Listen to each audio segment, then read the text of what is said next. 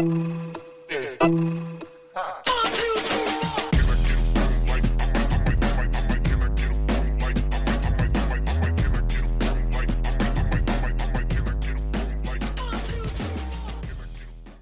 everyone, welcome back to another episode of the Darko Ages. We are back and we're excited for this one.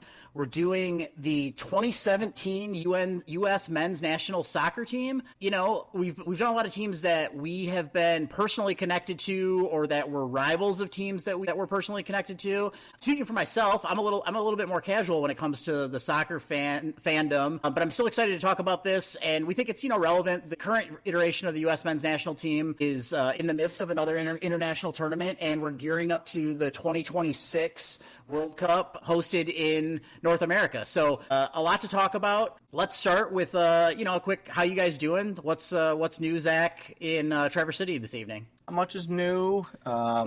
It's been just wildly hot here, like it probably has been in Lansing all week. It's finally cool down here. Oldest daughter has a softball game tonight that I'm missing, Kenny. So you were late to the podcast for something. I was missing my daughter's softball game. Appreciate that out of you.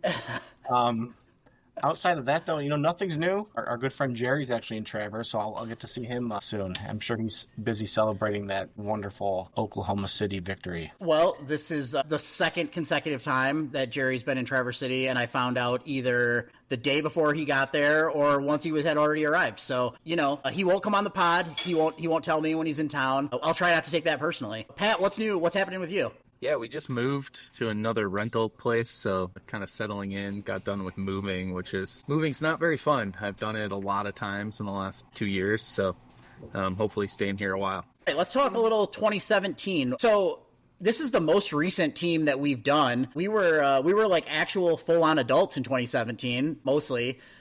Zach, what were you doing? What was going on with you in 2017? Yeah, 2017 had fairly recently moved back to Traverse. I guess it would have been here a good year plus at that point. Was working for a large healthcare provider in the area, doing my typical gig, and thinking of 2017 and the U.S. men's national team. Watched the game that we're probably going to talk about quite a bit with our good friend Kevin and one of his buddies at their house. Nice. Pat, were you in Hawaii at this point? Were you still in California? What was going on? Yeah, it's funny. We were doing this pod, and we did games from a decade before this, and I knew exactly where I was and what I was doing that year. And then 2017, I was counting on my fingers and trying to figure out where I was living and what I was doing. So I think during the qualifying for this team was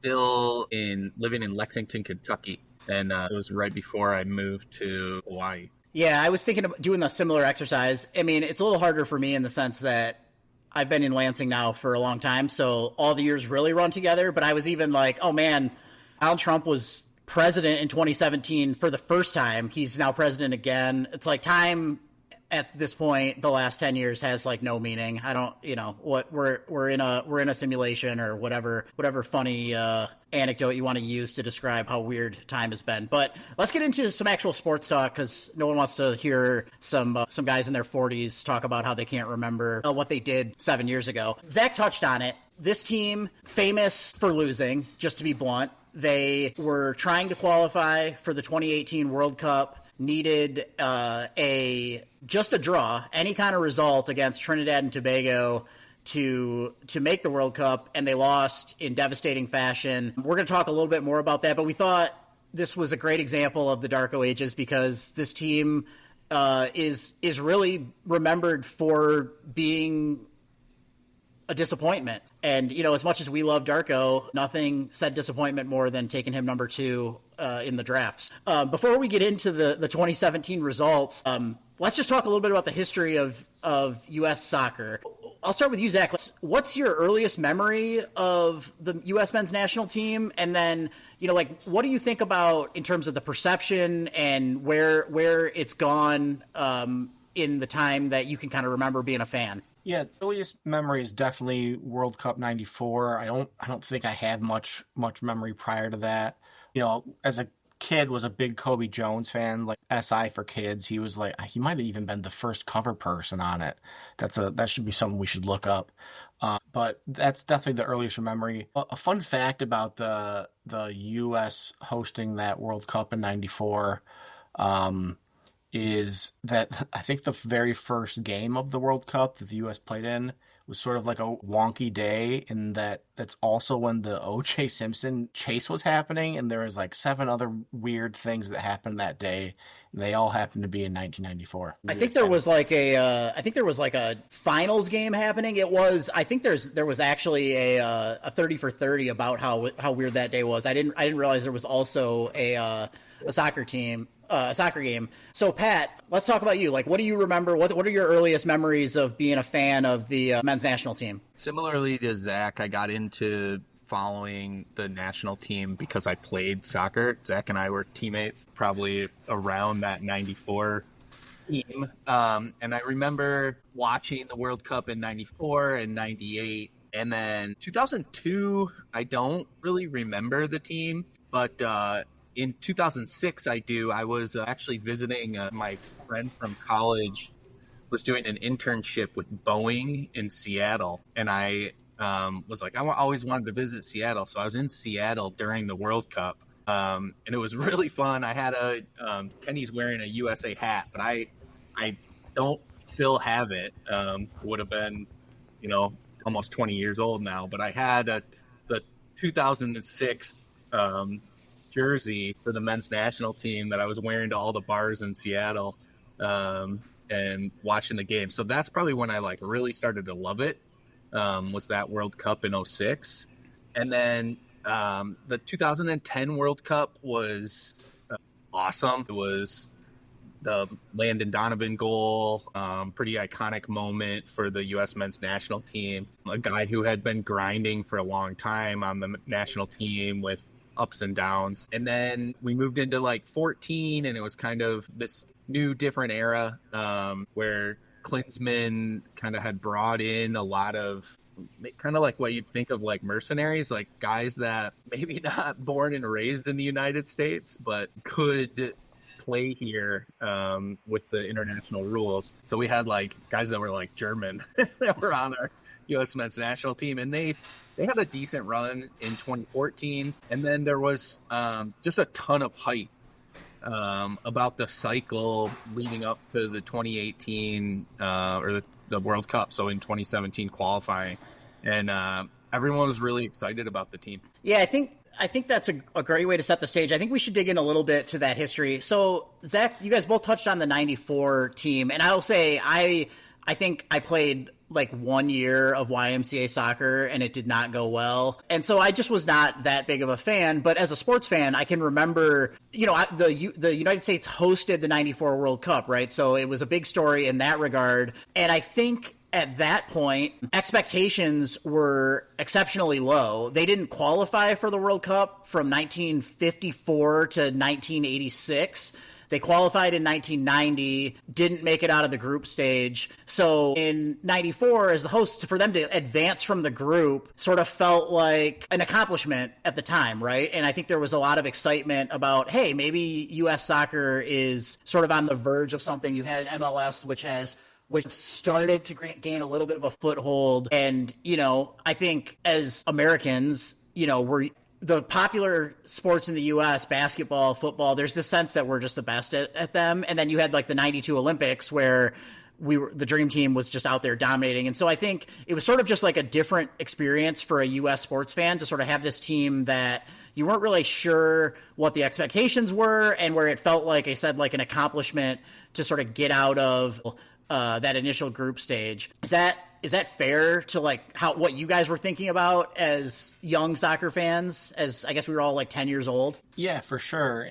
Growing up, obviously there wasn't a ton of men's soccer coverage, especially like there is now. There still isn't as much compared to NBA or especially the NFL. But those earlier teams, those teams, they had a specific sort of identity to them that I think other countries knew about too for U.S. soccer. And a lot of that was they're going to be great at set pieces. They're going to be pretty stout defensively, and they we'll hopefully have some athletes that can maybe pick you apart. They might not be the most skilled players of all time, but we're such a broad country that kids that are playing soccer will be able to find them. Yeah, and I think to your point, Kenny, there was always a sense of like we're the US was an underdog, kind of crashing the party, the world soccer party. And so any success we had was unexpected, and it can be even more fulfilling then when you like do make a deep run and beat nations that it means so much to, and are so invested in it. So I always liked that feeling of rooting for the U.S. men's national team, despite them not being like a powerhouse or, a favorite. Yeah, that's not dissimilar than, the Stanley Cup finals, where Canada is just way more passionate about hockey than the U.S. ever will be. And they haven't won a cup since 1993, where I'm rooting for the Florida Panthers. I don't care about them at all, but it's just fun to be like, Canada's not going to win a cup. This is great. So, sort of similar, but opposite in that sense. So I'm glad you talked about that, because I think I want to come back to that conversation, because I was thinking about the hockey comparison for another reason. But I will just say, this maybe says something about us, Zach. I was 100% rooting for Edmonton, because I'm just like, man, it would be great for Canada to get a cup after all these years. So we are not aligned on that. But I do think that conversation that the point you guys both just made is important to sort of get us into started talking about these next eras. Because I do think in 94, it was, for lack of a better term, it was like a fun story. It's like, oh, cool. We hosted, we had some success.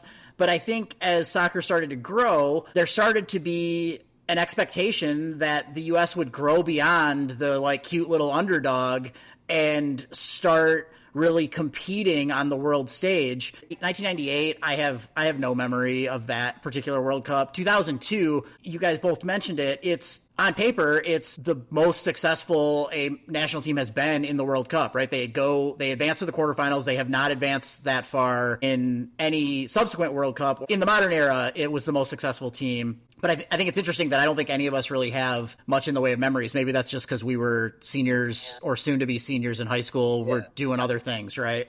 One thing I remember is we beat Portugal, and we had an exchange student, Jose, who was like so devastated that we beat them. And it was really funny. So that was like my one memory in 2002. Landon scored in that game too. What a legend. Yeah. And so I was going to say, I also have some vague memories of 2006, because again, we're getting to college, and I can remember it being exceptionally hot. And I was just sitting in my old house in Lansing. I think we put the TV in the driveway and drank some beer and watched the World Cup. But I think that 2006 year was sort of the first time where getting to the group stage didn't quite feel satisfying, right? It was like, okay, this isn't a failure per se, but we were sort of hoping for more, right? And that feeling, I think, is important as we get into 2010 and 2014 and get closer to this era, because like I said, as a sort of casual fan, the expectation was that there would sort of continue to be growth. And, that's where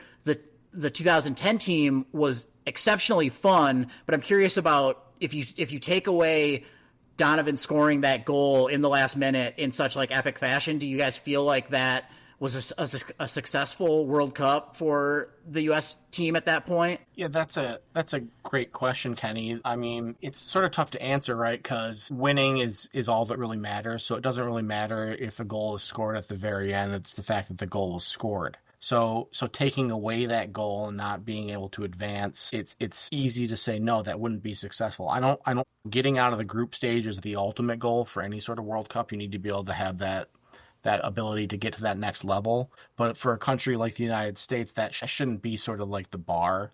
Like England isn't thinking well, I hope we get out of the group stage. They're thinking we're going to win the World Cup. And so for us, it should, maybe not winning the World Cup, but we should be making the quarterfinals pretty regularly in my mind. Yeah, I mean, I do think if the U.S. makes it out of the group stage, it's a successful World Cup. Right. You've navigated there's a lot of countries out there competing. And I do think how you win matters in soccer in a way that the drama of the sport, it's a lot like hockey in this way, where games can be so on edge. collectively, the team, everybody's pressing, you're having chances, and you can't break through. You can't break through. You can't break through. You feel like you're probably going to lose or tie, and you need a win. And then you get that goal, and it's just turns into euphoria. So there's the way the sport is set up, I think, makes those moments huge and important and memorable.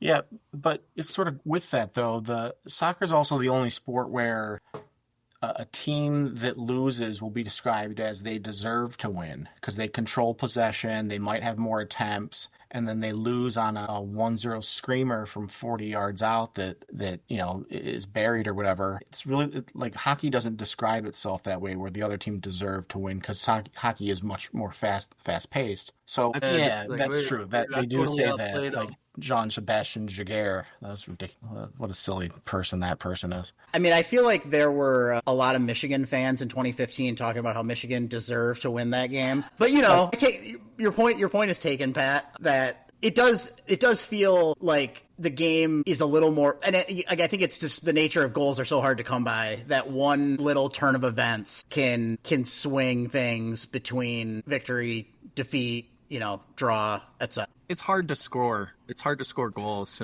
especially in the World Cup. So, a lot of games are decided by that one moment. So that's why those moments can be so iconic and seared into our memory. I do think we kind of skipped over 2014 pretty quickly. So hold on. I want to talk about that because I think here's what I was going to say is I think Zach, you guys both kind of touched on it a little bit, but up through 2010, I think Zach sort of described the identity of U.S. soccer as being sort of very workmanlike and athletic, and they're going to grind, they're going to play positionally. I'm here using terms that I barely understand as a casual fan, but you guys tell me if I'm wrong about the perception being that bringing Klinsmann on was supposed to sort of help the U.S. build on that and go from the sort of plucky, hardworking team to a team that was maybe more skilled, more talented, and more able to really compete with the world's best. And 2014 was supposed to be the sort of test case of that when you're really combining. At this point, MLS has been around longer. Supposedly, we're building up the talent level in U.S. soccer to sort of take that next step. I'm sorry to cut you off there, Pat, but I do think that setting that stage about that 2014 World Cup is important because I do think we should talk about it. So go into that. What do you think when you think about 2014 and what those goals were? Yeah, so your perception matches mine. I'm not an expert, but I think that the U.S. men's national team was always kind of looked at the world stage and just concluded that we're not going to win on possession, skill, controlling the ball. We're going to win on effort, defense, positional play, not making any mistakes, and try to force these really skilled teams into a grind fest and see if you can pull one out. And they had some success doing that, as we've talked about, 2002. And then Klinsmann comes in, and I think the talk was there's no reason that we should be underdog. We have the resources and there's enough athletic talent that we should be able to play world-class, soccer with anybody. And in 2014, they had a good World Cup. That Belgium team was just absolutely loaded that they lost to. That was Belgium's golden generation, the term that gets thrown around a lot in soccer. That was a pretty good World Cup for the U.S. So even in that Belgium game, they scored some goals and had looked threatening, and it was kind of back and forth. They didn't seem totally outclassed against a world-class club, a national team. So I think that it did feel like they were ascending at that time and getting better. I don't know if Zach, do you agree? It's a yes, I agree. And to touch on the Belgium game really quick, that's an example of where, at least me personally, I felt that we should have won that game. We looked the better team despite giving up chances. All the goals in that game were scored late. Even the U.S. scored way, way late on a screamer from Julian Green. But we looked like we belonged with Belgium, who I think were the favorites, or at least the top two favorites to win. That was literally their golden generation. And yes, the Klinsmann era was meant to bring in more of a European style of playing soccer, more high pressing, attacking type of soccer, fluid formations that would sort of bend from, a traditional 4-2 or whatever. He'd do a 4-1. He would mix and match, but probably lacked the tactics. I don't think he was the best tactical coach, and I think that was always a flaw of his, even when he was the Germany coach. But the hiring was meant to bring that positive energy, that different style, because we have this great pool now that's been building for a decade plus at that point. And it obviously never materialized, but this was also that era, the Klinsmann era especially, was by far my favorite era of U.S. soccer. I think that's when we looked the best and played the best often. We might not have been ranked the highest at all times, but I think we were our most dangerous teams were during that time. And yeah, he had those dual nationals like the John Brookses, the Julian Greens, who were German U.S. citizens, however that works. And so this seems like a topic we should get into. Why did that era end? What was the thought around moving on from Klinsmann before 2018? Was it just we hadn't had enough success? Yeah, he was there 5-ish years. I don't think it was that we didn't have enough success. I think he lost the locker room ultimately, and he lost some of the young players. And especially heading into the Hex, he had 2 really bad losses in 2016, Mexico, and then we got our ass kicked at home versus Costa Rica. And that was the end, basically. And what I know, it was he lost the locker room. He was no longer someone that could coach the team. With that being said, that was still, I think it was a flaw. I don't think they should have fired the coach mid-season, the one that had some of the best soccer playing in U.S. men's national history, in my opinion. Yeah, that's an interesting point. Like, they lose the locker room, and he had done these things like bring in these players who are more international, not like born in the U.S. kind of guys who had like a parent here or something that had connections and were able to come play on the team. And you wonder just how much of that like mercenary kind of culture that he brought in divides the locker room. Whereas before, it's like you had all these guys who had played with each other and were like the like starting 11 and the roster changes year to year, but a lot of the men's national team guys used to become staples and beyond the squad for a decade. I mean, it felt like that 2014 team, we had some interesting young talent, but it also was just like a lot of journeyman veterans coming in for the World Cup. And so can you keep doing that? Is that a viable strategy to build a national team? Or do you, focus on younger players and developing that way? Yeah, and towards the end, that's what Klinsmann got caught up in too a bit, because his people that he brought in were all young players. And famously, he left Landon Donovan off the 2014 roster. And there's no doubt in my mind there was some upset people in the U.S. Soccer Federation regarding that omission. And personally, I think it was a terrible omission too. I think he could have made differences in games despite he would have been a much older player at that point. But yeah, I don't totally agree with the mercenary type thing, because if you think of any other country, it's the same thing with golf and the Ryder Cup, where the golfers can seem to coalesce the European team as a group that wants to support Europe and win in that sense. And that's never been a strength for U.S. teams, especially in soccer, where they want to. Well, I shouldn't say that, because if you listen to the veterans of the teams, they'll disagree. But they seem to. It doesn't matter where you're from or what you're doing. We're playing for the country, right? And I think that the U.S. struggles with that more than other countries do. So I had my own connection issues there for a minute. I rejoined here as you were talking about the end of that Klinsmann era, and I guess that kind of takes us into the 2017 team, because I think Zach touched on this feeling that Klinsmann had sort of lost the locker room, but it sort of felt like the team was sort of stuck with no identity between eras, right? So they let him go. If I'm not mistaken, he was still the coach at the start of the 2018 World Cup qualifying cycle in 2016. They lost a couple games. It was clear that the team didn't seem to really be coalescing around him, and they decided to move on. And I think, as Zach mentioned early on, they went to Bruce Arena, and given where they were at in the cycle, like the middle of the cycle, it kind of, I guess, makes sense to go to this guy who had previously coached the team. I shouldn't say it that dismissively. He had coached them to a lot of success, but he also hadn't been working with the team that, for an extended period, and they're sort of just thrown into this qualifying cycle with a new coach, with the expectations that the team is still going to progress. So I think that after now we've been talking now for 30 minutes, we're going to maybe get into the actual 2017 team a little bit and talk about that. I mean, Zach, is that fair? Like you remember watching this, did they just seem like sort of a team that was lacking direction at this point? Yeah, I think that's the kind of the easiest way to describe it. And there was probably some bad taste from the Klinsmann era, and now you're just sort of you're like ships lost in the wind. You have, to steal Pat's phrase, a mercenary coach. While he's the most successful U.S. coach, he's not someone that you've been working with regularly.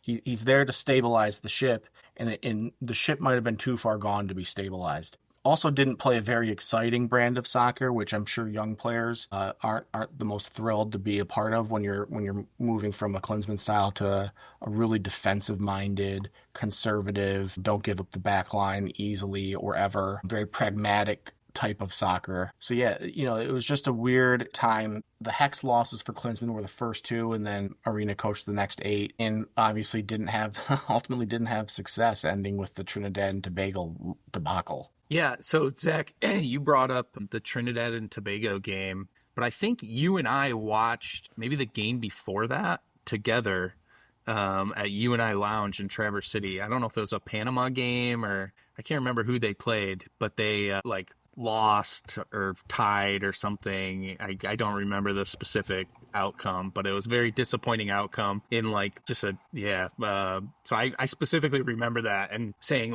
oh, we still have a chance, and I was like, oh, Trinidad and Tobago, we're gonna beat them, and you were typical Zach pessimism, oh, if we play like this, we suck, we're not gonna win, and you were right. So yeah, they had played just before the Trinidad and Tobago game, and Arena didn't switch the sides out at all, which in retrospective was probably a poor choice because the USA came out flat.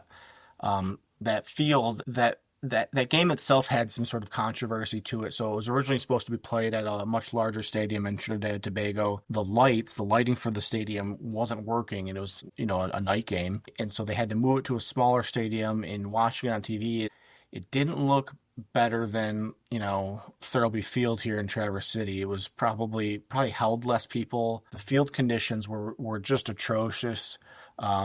Because it was just pouring rain, but that's not unusual for CONCACAF football. You go to basically any non-USA field, and they're like cow pastures. There's just chunks missing out of them. They're not flat. I can remember a US-Jamaica game, and that might have been the one we watched. In the Jamaica field, I think there were actual rocks you could see coming out of the grass. It was just like, what is this? This is not appropriate for soccer. So yeah, Zach. Yeah, Zach touched on it. I mean, the game before the Trinidad game, they actually won pretty convincingly, but then he ran the exact same roster out. But there were several disappointing losses in the lead up, right? They lost 2-0 to Costa Rica in September. They tied Honduras in September. So I think, and then they won 4-0 against Panama.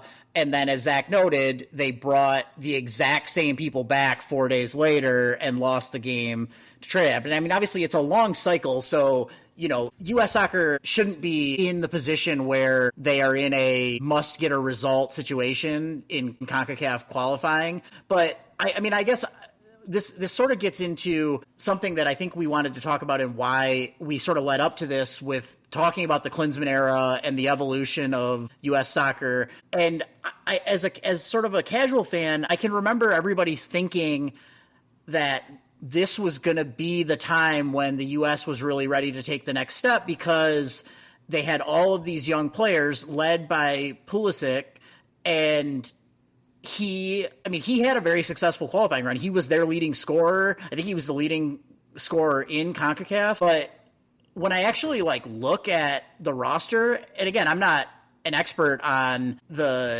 all these different players, it just seems like, I guess what I'm getting to is do we blame this on the coaching change or frankly, was the team just not as good as they were sort of hyped up to be, in the sense that, you had a couple young guys on the team, but they're not quite ready to, carry a team. And then you had some holdovers from the previous era, but they're all sort of on their last legs, so to speak. I mean, what do you guys think when you just look at that team? I mean, ultimately, I think as Zach said early on, it's a failure to not qualify for the World Cup in coming out of CONCACAF there, but maybe the expectations were also a little bit higher than they should have been. What do you think, Zach? Quickly, I'm pretty pat. Now that I'm looking at it, I'm positive it was USA versus Honduras at Honduras, and it was a 1-1 draw. Because I remember your dad was just like, "Soccer is so silly, you can tie. This is stupid." Yeah, as Kenny was talking about him, I knew it was that Honduras game too. Yeah, we watched that together, and you were so down on the team, and I was still like, we must have had 2 more games. It sounds like, and thinking like, oh, we're going to be fine. Like, they'll get it together. But to Kenny's point, the roster wasn't very good. It wasn't very talented. Not many guys who you really even remember much or have done much. Some of the guys aging and kind of in their last cycle. And some of the guys, like you said, like Pulisic, who super talented, but super young as well. Can you really have a teenager be the leader of your national team? I mean, that's the nail on the head. All the sort of folks on the roster that you would consider to be good were they're on the last legs of their career. Your Clint Dempsey's, this was towards the end of him. Tim Howard, the goalie, end of his career effectively. DeMarcus Beasley, in spite of being sort of forever young and playing forever, this was kind of the end of his career too. But not to be Michael Bradley, and I'll save a lot of thoughts from Michael Bradley if we ever want to talk about him. Great stalwart, but yeah, not my favorite U.S. soccer player. But at the same time, there were some good players on the roster, like a DeAndre Yedlin, who was, for several years, like one of the fastest players in the Premier League. These are talents that should be able to beat teams in CONCACAF almost by themselves, which sort of talks to the inability for often U.S. teams in general to come together and want to fight for those wins. Yeah, I was a huge Yedlin fan. I always thought he was going to be so good, but he never really, he was always hurt, or he never really lived up to the hype. Uh-huh. And he was one of these players who was maybe a little bit more flashy than good. He could do things with the ball. He could score. He was so fast. What he would also seem to get lost marking, or things that you need to do to win. And he also was super young. I guess he was kind of entering his prime in the 17. That's when he should have been really good. But yeah, I just a disappointing player overall for his career, I think. So maybe this cycle was just kind of a microcosm of his career. And guys like Dempsey, a legend for the U.S. men's national team, but definitely aging at that point. And Josie Altidore was I swear my opinion of the men's national team was we're as good as everyone else if we could find a striker. And it was just, it's Josie again. He's the best we got. And I always wanted anybody else. And then turns out we haven't really been able to find anyone as consistently not terrible as him. So maybe I was hard on him. I don't know. What a great microcosm of U.S. soccer is we couldn't find anyone not as terrible as him, or whatever those words were you just said. Yeah, he was a wildly frustrating player. He was not dynamic with the ball remotely. I wouldn't describe him as being fleet-footed like you see a lot of elite strikers are. He was tall-ish. He had a big foot for sure. But other than that, there was nothing remarkable about Josie Altidore, but that was the best that we had as a striker. And that's the U.S. soccer in a nutshell between 2012 and 2019 or whatever. I will say, I feel like this is so, Bill Simmons, he rarely talks about soccer, but when he does, he's always just if the U.S. could just find the elite striker, the Harry Kane or someone else. And it's okay, can we chill a second? Harry Kane at one point was one of the 5 or 10 best players in the world. Those guys, that'd be like saying, hey, if the Pistons could just draft the next Nikola Jokic, they'd be on track to win titles because they already have Cade. It's those guys don't just fall out of trees, right? So I agree that Altidore was not remotely in that class, but I do think it's like kind of an American thing to just be like, well, why don't we just have the best player in the world at their position? Which is like, well, those guys are transcendent talents and they are extremely hard to find. So I think that's a bit of an oversimplification, right? But I don't disagree that Altidore, again, he was the type of guy that when you're just tuning in for the national tournaments and you're not following MLS, the announcers are always like, can Altidore take the next step and all that? And it's just every time you watch, just like, no, he's not doing it. He's not doing it. Yeah, I'm so foolish. I was a big Jordan Morris fan for a long time. Very, very fast, had a good sense for the ball, but really, I mean, he was never going to lead us to a World Cup victory. But, with transcendent talents, this team had one, Kenny. They had a Christian Pulisic who scored in the goal. He did score kind of immediately after Clint Dempsey came on, which might speak to Dempsey having, fresh legs, having not played very recently, but being one of those sort of great soccer players. So I think we should talk about that a little bit and sort of how this was so disappointing, because this was meant to be the start of the USA's golden generation, right? And maybe 3 years ago was supposed to be peak USA golden generation, but missing the World Cup in 2018 sort of stymies all that growth. You miss all those games, you miss all that extra time to coalesce as a national team. And it's really just a disaster from start to end to miss a World Cup in CONCACAF as the United States. Yeah, I agree 100%. I mean, again, and I think you're looking at it and saying, at the very least, that World Cup should have been an opportunity for the world to see that next generation. Even if they're a young team going in, you have maybe low expectations, they get a chance to get the experience and then sort of build on it. But I touched on the roster because, like, how many guys, again, you had a lot of the older guys that were there that you wouldn't expect to still be part of the club 7 years later. But I'm looking at it, and again, the current Gold Cup roster it's probably not the team they're going to bring to the World Cup in 2026. But how many of the guys who were on that 2017 team are still part of the national team you would expect to be on the 2026? Obviously Pulisic. Otherwise, maybe Tim Ream. He'll be old. He's going to be so old. But like who? I mean, I'm just looking. Kellen Acosta, no. Juan Agudelo, Paul Arriola, Chris Wondolowski, Bobby Wood. I mean, none of these guys are still contributors to the current team. Now, again, 7 years is kind of a long time, but you would also expect that there would be some holdovers from a team 7 years ago. Yeah. If it was a golden generation, there certainly should be some holdovers. I want to call out Graham Zusi because he was a guy on the men's national team for like a bunch of years. But I think that he gets called by Mexican soccer fans Saint Zusi because in the cycle before this, when U.S. had already qualified and we're playing Panama in the final game of qualification, and qualifying came down to Panama and Mexico, and Panama was beating the U.S. men's national team, and Zusi scored a late goal to make it a tie. Mexico makes the World Cup and I think advanced past the group stage, maybe even to like the quarterfinals. And like, I think that shows that so it is a huge disappointment, but I think it shows the margins are a little smaller than perhaps like what we are kind of saying, like you should never lose to CONCACAF, but like, there are good teams in CONCACAF, and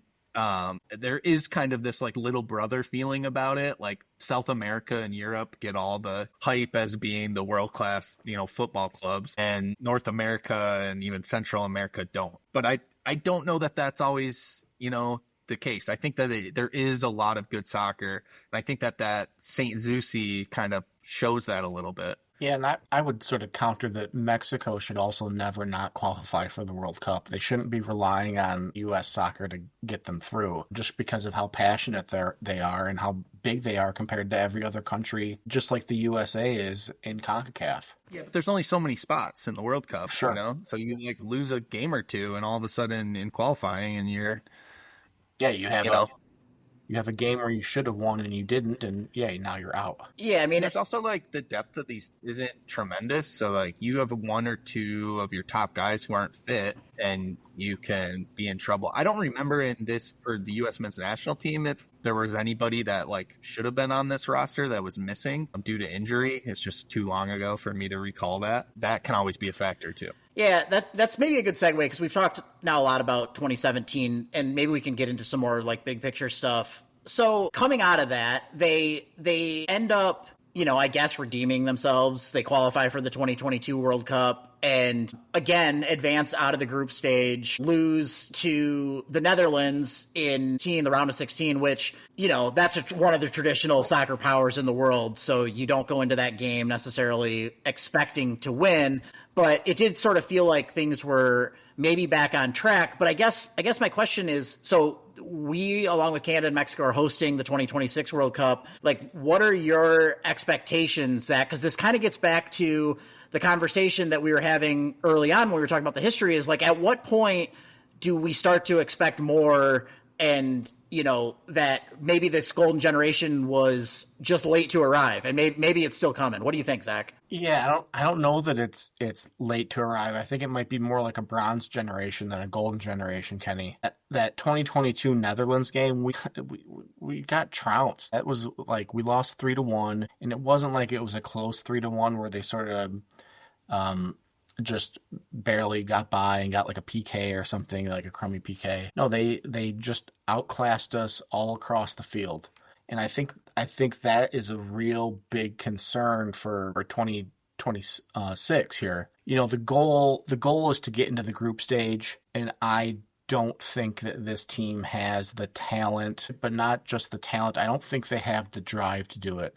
I'm one of those sort of talking heads when it comes to this kind of stuff. I really don't think that they have that sort of fiery passion to want to rip people's heads off. They just look soft constantly, and it's a real concern for me. When Pochettino was hired as the coach, you guys were asking me about him because I'm a big Tottenham fan, and obviously was very successful there, and I was kind of describing his style. And I for sure said this, that the players aren't going to like him because he demands sort of a high press line. He wants to run constantly. And these players, from what I've seen, don't like that. They look soft all the time. Yeah, I mean, to build on that, I mean, what should the identity of U.S. soccer be in your mind then, Zach? I mean, should we frankly get back to our sort of earlier roots where it's just like we are going to grind and going to play really solidly and try to outwork teams, and then maybe you add some additional talent along the way that raises your ceiling to some extent? Or,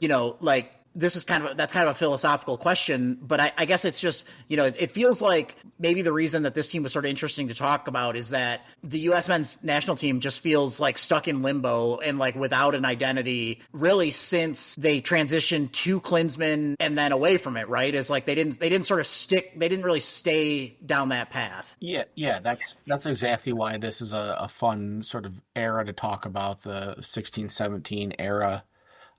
Coupled with that, the Pulisic Donovan sort of spat online, which is really kind of what spurred me to want to talk about it. But yeah, what should the identity be, Kenny? It's a good question, right? As more U.S. soccer players are playing in Europe, etc., should we adopt more of that style to fit what they're used to playing for the majority of the time? As an international player, you have those couple sort of odd weeks mid-season. You're not practicing a lot together.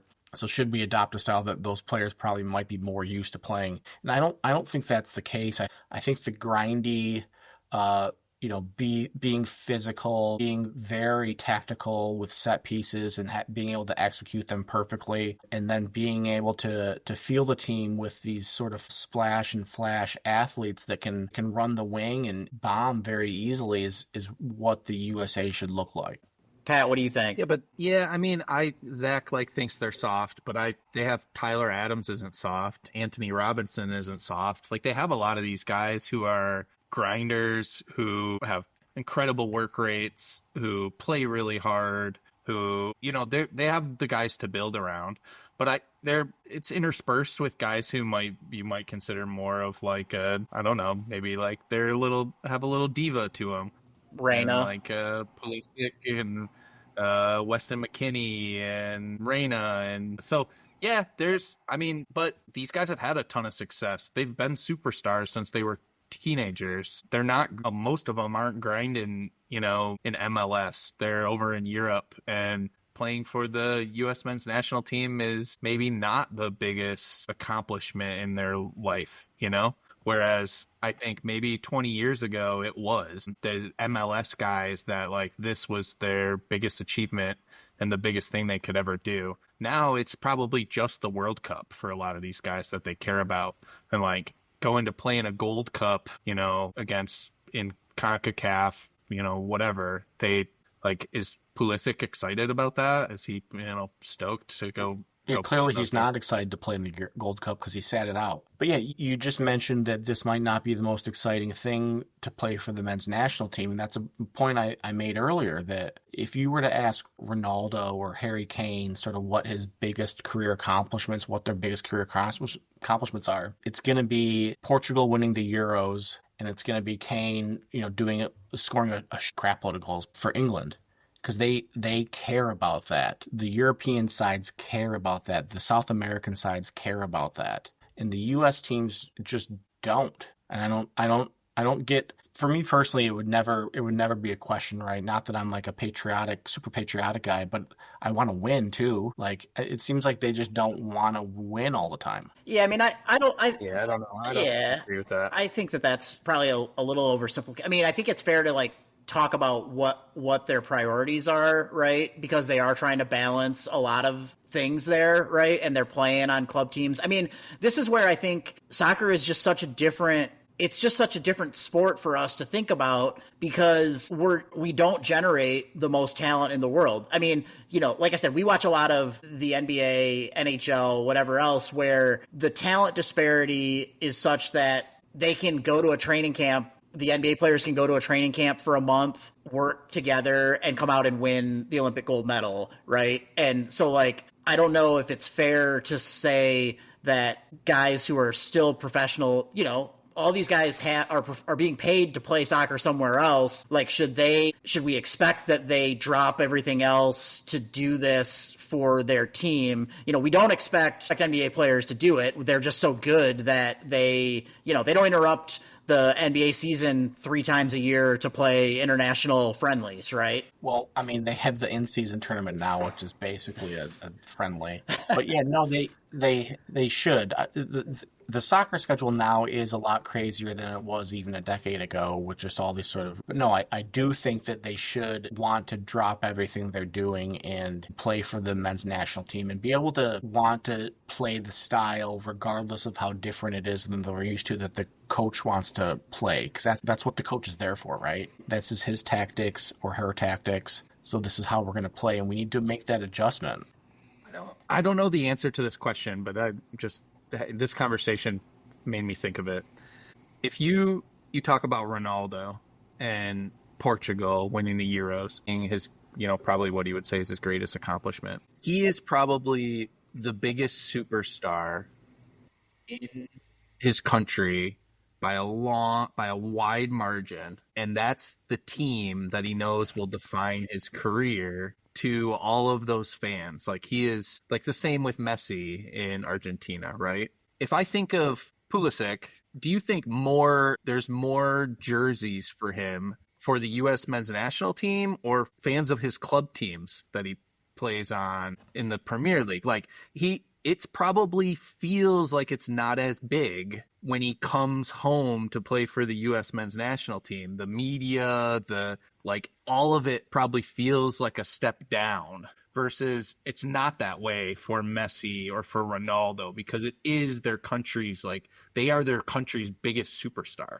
Yeah, and Pulisic is he's a not remotely anywhere like that in the U.S. comparatively. It's a great thought sort of bubble there. I'd almost say it's a chicken and egg situation for the USA, where if we were to be successful, I think the fans show up, but we continue to just be wildly mediocre. And there's nothing that you Americans like less than just being mid. That's the worst you can be. So yeah, the putting it chicken and an egg is a good way to put it, because there's always been this sense that the USA needed a superstar, and the media tried to sell us Pulisic in 2016 and 2017 as the greatest star of American soccer. He was going to be it. He was going to be our Ronaldo or our Messi, and it's going to be that. He's got a long way to go. Yeah, well, okay. So I mean, this has been an interesting conversation, and I guess listening to it, it just, to me, it seems like the answer is not as much about, you know, motivation or prioritization. I think it's just talent. I mean, Pulisic, he's a very good club player. I just pulled up his stats. 20, 24, 25 for Milan. He's had 11 goals, 9 assists in 34 matches. That's a very productive player, right? But like, is he even, so we're talking about him as, and I'll ask, maybe we'll do this later, like who you guys think are the greatest U.S. men's national soccer team players. I don't think he is that, but I do think you could make the case that he's the most talented player who has played for the U.S. men's national team. But is he one of the 20 best soccer players in the world right now? I don't think so. Is he one of the 50 best? Again, I'm not an expert. I don't even know if he would make a top 50 list, right? And so I think at the end of the day, that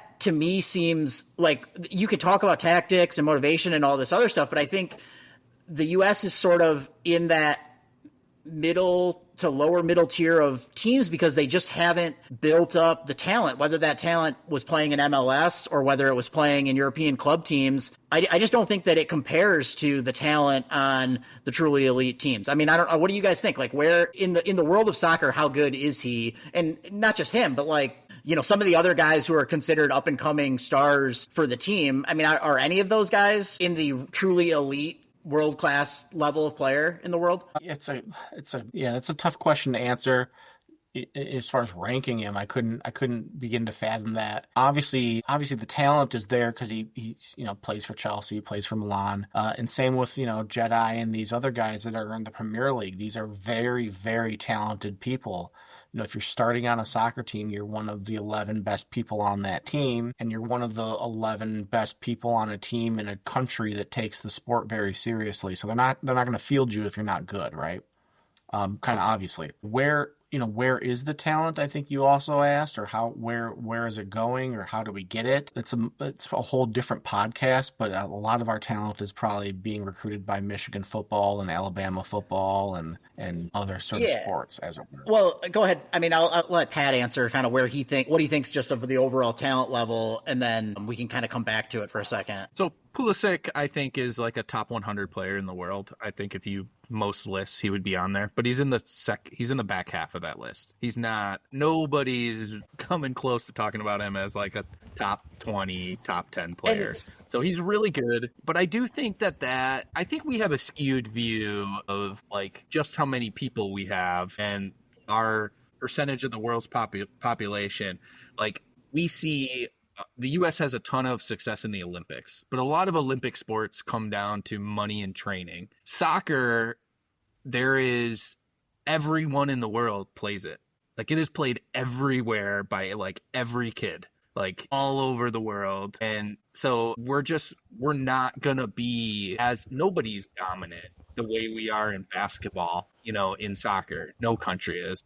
Like, Brazil isn't even, or Spain, or whoever you might want to, France, like whoever you want to try to say is a amazing soccer powerhouse. Famously, when England has the Premier League, and when's the last time they won a World Cup? Yeah, I think that's right. I mean, I do think we come, this is like a little bit of the conversation that happens around the NBA where it's just like titles or bust, right? If you're not winning the title, what is even the point? And I think when we take that view and you try to apply it to something like soccer, it's just a lot harder for the reasons you talked about. The reason I talked about the talent, though, is that we talked about the 2010 World Cup and even the 2014 World Cups and I don't remember the specifics, but I just remember in that Belgium game, they made a couple of just unbelievable plays where you're just like, dang, like we don't have guys who make that play once, or you need, because goals are so hard to come by, like we talked about at the beginning, you need one or two moments of brilliance, right? And obviously Pulisic is capable of that, maybe more so than anyone else, certainly more so than anyone on this iteration of the team, but is he capable of it quite as often as, you know, the guys who were on the 2010 Belgium team or Netherlands team that just totally outclassed us, right? I just think the answer has been no. But Zach touched on development, and, you know, this is like sort of the age-old sports talk debate about, like, well, imagine if, you know, the best athletes in the U.S. played soccer instead of football, or they played soccer instead of basketball. And I don't know. What do you guys think about that? Is there some truth to that, or are the sports so wildly different that guys who will thrive at one aren't necessarily going to thrive at the other? I guess the last thing I'd say on that is I think that argument made a lot of sense before youth soccer had grown to the point that it does now. I mean, now kids have the opportunity to play soccer, and I think kids who are good at it are going to stick to it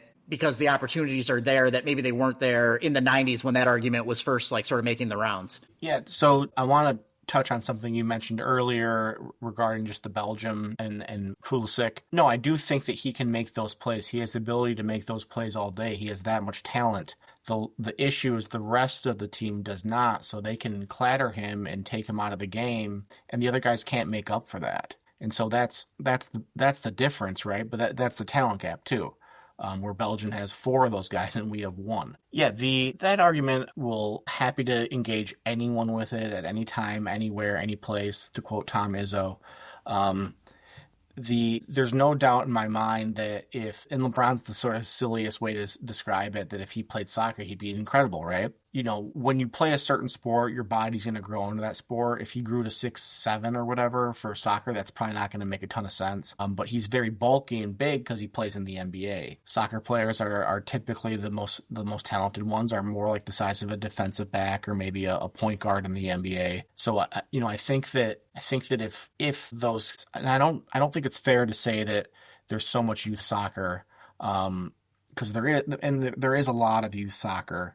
But I think that a lot of times kids that are highly athletic don't get pushed to soccer where they might get pushed to football or basketball. I think one thing that I haven't heard, I've heard people talk about this debate a lot. And one thing that I think people don't talk about is a sport like football. You can take a kid who has raw athleticism. Like, he is really fast. Let's work on catching the football. We tell him this one specific thing to do and have him do that, and he can be an advantage creator. In soccer, you can try to do that. Like, all right, you go here, you make this run at this time, but there's a lot of skill development that needs to happen before they can really do anything with that advantage created by their speed. Whereas in football, it's like a smaller gap from, like, I think the athletic piece is a bigger piece. It's the piece that separates, and it's still the same at the highest level of soccer. Like, the fastest guy who's also the most skilled is going to be the best. But, like, you can teach a kid how to catch a ball pretty quickly. You can't teach a kid, like, how to trap, dribble, keep the ball at his feet, and, like, keep his head up, make the right pass to the guy trailing. That takes a lot more skill development and a lot more time to learn, and there's, like, a longer runway to get there. And I think a lot of times youth soccer, this is something that you hear people talk about a lot. In youth soccer, kind of like the argument around youth basketball, is the coaches and the American culture is so focused on winning the games. So 10, 11, and 12-year-olds are coming up with tactics to just try to win. And I think in a lot of European clubs, it's way more focused on development. Or at least that's what people say. I don't have experience with European soccer clubs, so I couldn't tell you. But I do know that here, like, people are just trying to win even at 10 years old. Yeah, I have a friend that owns a youth academy in Chicago, and the coaching sort of stance has changed over the years, and he's talked about that, and that a big thing now, and that Europeans have done for a long time, is that instead of just doing drills like a run down the field and kick the ball or whatever, whatever, you could think of a million different sort of drills that you would do in practice, that the focus should be more now on just scrimmaging, right? So you have your team and you spend your practice, a large portion of the practice scrimmaging, because you're getting then used to game time situations. And that has been a focus of the European youth clubs for a long time, and we're just sort of now adopting that. Yeah, so I mean, the sport I'm most familiar with is hockey. USA Hockey at one point actually like started trying to encourage skill development and like having teams actually take a different approach to they actually in their coaching clinics they taught different basically coaching styles to say we're going to work on skill development over like tactics. Like we're not going to spend our time teaching you as much how to play the right position and how to like do the exact breakout and all these different things. And so I don't know, maybe it sounds like something similar is happening in US soccer. I mean, again, this is always the sports talk take that I have no idea if it was true, but it was always like, well, you know, around the world, kids just play. Like, yeah, they play in leagues, but they also just play all the time. And they're just developing skills and instincts that you don't develop by just like practicing, for lack of a better term. I don't know how true that is, because if you look at the European model, all of these best teams have like very intense youth development academies. I mean, that Pulisic went through, right? So like, it's not like the best players in the world are just out there in a field playing soccer without unsupervised, you know, for 6 hours a day, right? I'm sure they're playing on their own time, but they're also going through some like actual really rigorous training. Yeah, they're, you know, soccer, very similar to basketball, at least initially, is a very cheap sport to just play with friends, right? You just need a ball and something to put the ball into.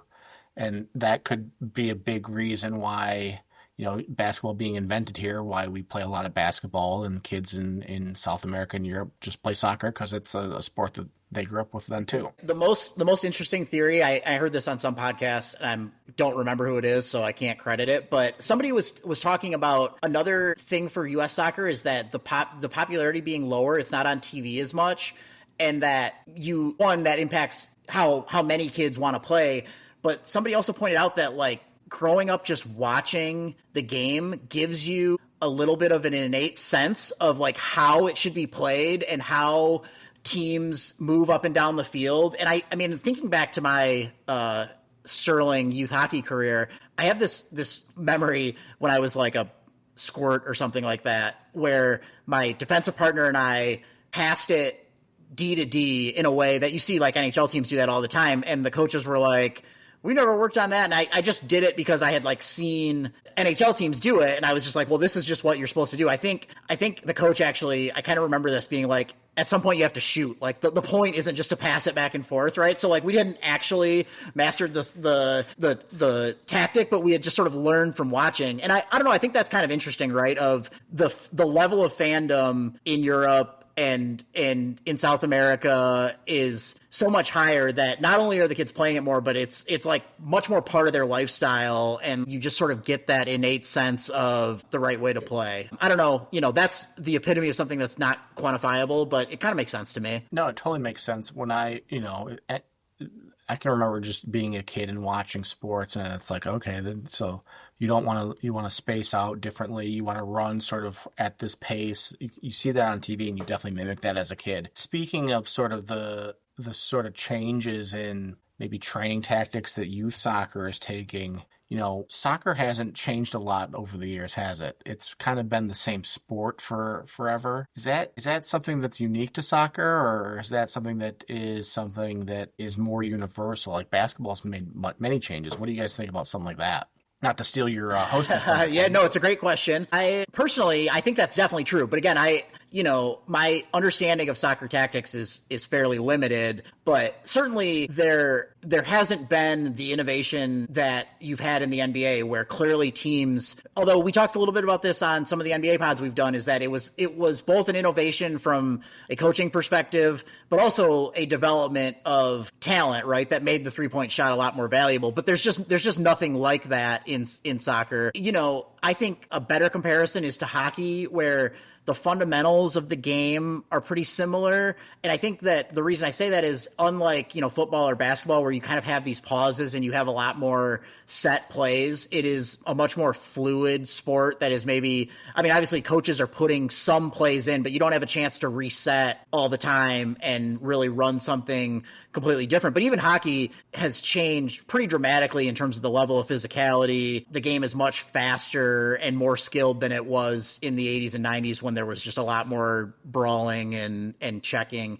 So, and I don't know, I mean, maybe that's the essence of the beautiful game, right? Where it's just like the field is so big and you're playing with your feet instead of your hands that there's only so much innovation you can do. I don't know. Pat, what do you think? Yeah, I mean, I love play soccer. I still played men's league up until I left Honolulu. And so I think you touched on a point there where it's such a cerebral game. And so kind of bringing it back full circle to this 2017 men's team, the U.S. men's national team, there's also like having familiarity and playing with people, being able to anticipate what they're going to do and understand how they view the tactics. Having that being aligned with how you view the tactics is paramount in soccer.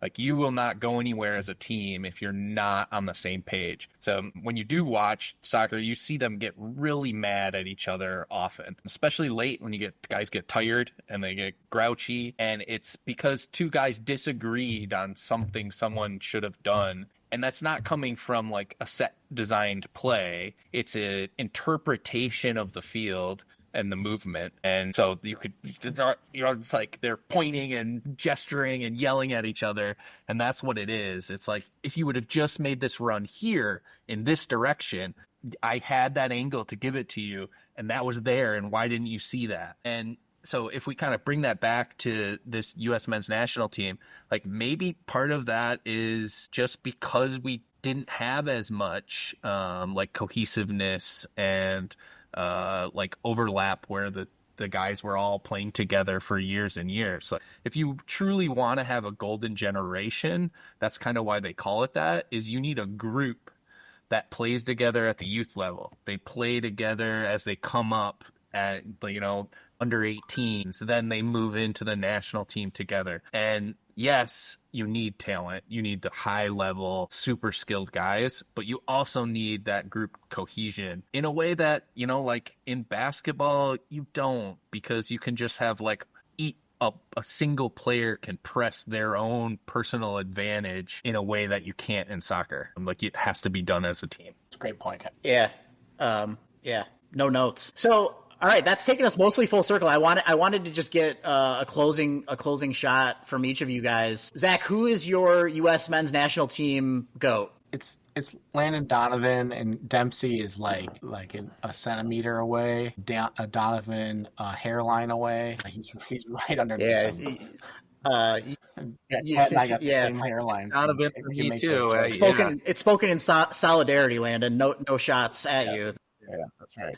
Do you think Pulisic could move into that if they have like some miracle run in this home World Cup? Yeah, that it has to involve World Cup success. It doesn't matter. He could score 1 billion goals for the men's national team, and he'll likely break Donovan's, all of his sort of scoring records and Dempsey's. But you need to have success in the World Cup. Yeah, I mean, he's got, this 2026, I think I looked up, he is 26 years old. So this should be entering his prime. And then, in 2030, he'll be 29, 30-ish. So you think he'll still have a good shot there. But that's probably it, right? I mean, you think by the time he's 34, he might be on the team, but probably won't be the centerpiece. So he's got a couple opportunities to make his legacy. Pat, I kind of cut you off. Who's your soccer GOAT? Who's your guy? No, it's Donovan as well. So we're I was always a Dempsey fan. Mostly just I liked his personality. I mean, I feel like the Tim Howard was fun. I don't know if it's fair to pick a keeper, but he certainly had a lot of success, both on the men's national team and abroad. All right. Well, anything else you guys want to touch on this one? Zach, you want to take us out? Yeah, I just want to say that for every golden generation, there's always the darker ages. Nice. Nailed it. Yeah, good one.